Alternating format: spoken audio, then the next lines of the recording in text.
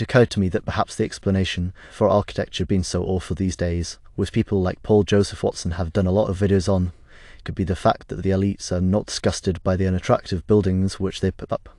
It strikes me that the 40s was the last time architecture, in my view, looked quite nice, the Art Deco buildings. And since then it's either mock Tudor, which is awful, or it's the ugly contemporary style. There just seems to be this race to put up things that are hideous. What do you think about the modern architecture? Yes, I think generally speaking modern architecture pretty much is nothing more than the worship of ugliness and hideousness. And this is probably best personified by the sort of architecture that went into the construction of the UN Center in New York and the World Trade Center. The nasty brutalist concrete mullioning of windows, that sort of thing. One of the few positive things that the royal family have actually done is to lobby very, very hard for the preservation of historic architecture of London and also the imposition of height limits on buildings, so thanks largely to the activism of Prince Charles, we don't have buildings anywhere near the centre of London which are above a certain height. So you'll notice if you look at the skyline of London, there really aren't very many skyscrapers. You will see things like the Gherkin, and if you go to the Canary Wharf in the north of London, you'll see big buildings and things, the Canary Wharf Tower of course being a famous example. But the closer you get to the centre of London, the more buildings are low and old and nice basically. The worst one is that building that's on Oxford Street, Tottenham Court Road, it's called Centre Point. Yes, I think there's the odd one which has somehow escaped the restrictions, but generally speaking the London skyline has not been ruined too hideously by gigantic ugly modern buildings, no, but a lot of places have, and the worst thing they do here, which shows their complete inability to understand the importance of nice buildings, is they've taken this old railway station. There are very few old wooden buildings left, and one of these is the railway station. They decided that they wanted to build a hideous, ugly, and unnecessarily tall block of flats by the railway station. And so they literally got this late 19th century railway station wooden building and moved it. Their tendency is to take these old wooden buildings if they're getting in the way and stick them on an island somewhere. There is actually an island off Olu called Terkansari, which is just full of old buildings that they've removed there from other places, because they think they're inconvenient, that they get in the way, and they're no longer functional, so it means that if you want to have niceness you can go to an island, but in your everyday life you have to be exposed to these ugly buildings. I think it doesn't even occur to them that they are ugly, and that it destroys the soul to live so, and makes you depressed to live surrounded by things that are disgusting. I don't know why it doesn't cross their mind. I think Sir Roger Scruton had some excellent ideas on this, that beauty should be a factor taken into account by town planners. Prior to his death, was he not positioned within the government in such advisory capacity?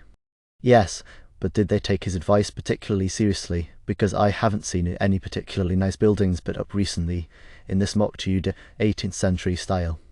Another thing is when they build houses in these days, often they have no gardens. It's the importance of being around natural beauty, and they don't seem to bother with gardens anymore. It's just a place to park your car, your front garden. So do you think it would be part of the more general trend of dysgenics and degraded social epistasis to have people that get into positions of power and think ugliness is good and then therefore depress and demoralize the population by altering their living space to make it hideous? It could be. I mean, it's entirely likely that a sense of aesthetics is very strongly correlated with groupish tendencies and a belief that the group must be made glorious. Everything that's good about the group, including its religion and its aspirations as a culture and its manifest destiny, is embodied in the architecture of historical epochs, particularly imperial epochs.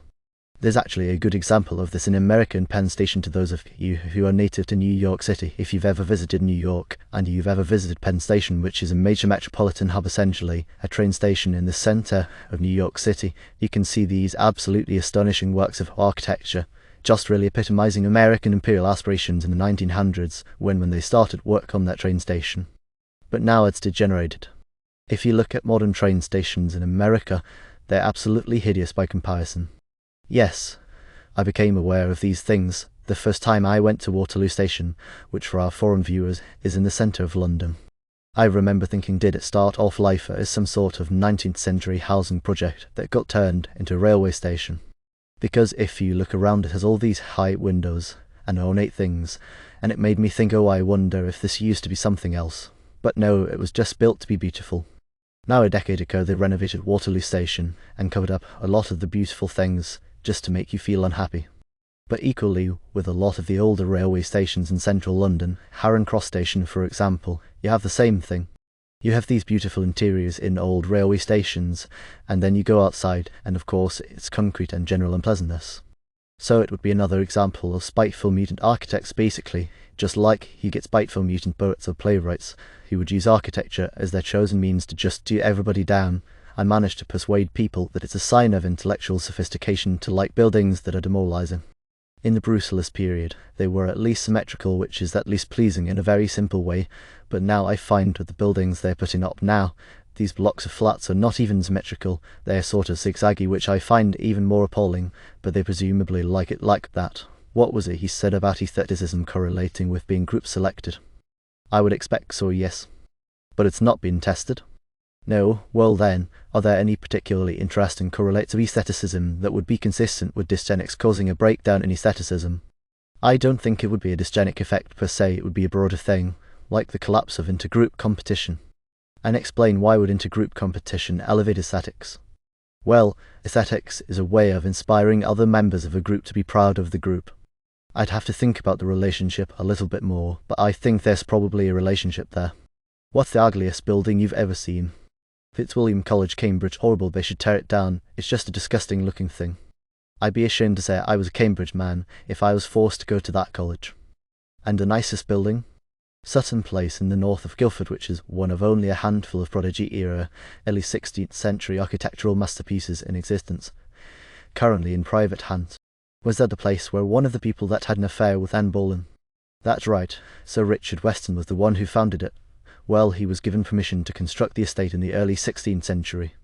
And yes, his son had an affair with Anne Boleyn, and all hell broke loose thence. And it's interesting, the Westons held on to the place until the 1900s, and then it was sold to Lord Newport, the newspaper magnate. And then it became property of the Duke of Portland, who described it as being just adequate for a duke. It's a 55,000 square foot building. Just adequate, and then it was owned by Getty, its most famous owner.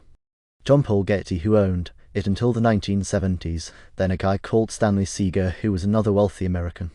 Then one of the Koch brothers owned it, one of the lesser Kochs that nobody's ever heard of.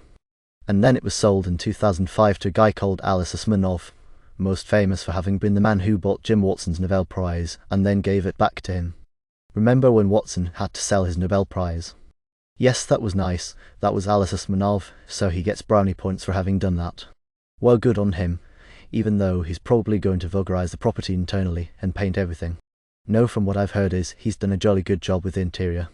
So he hasn't had the dining room knocked through to make one big room. I don't even think he'd be allowed to do that. So I think fortunately there's very little he could do to damage it, should he choose to do so, which I don't think is his intention. People in the chat are suggesting Hever Castle.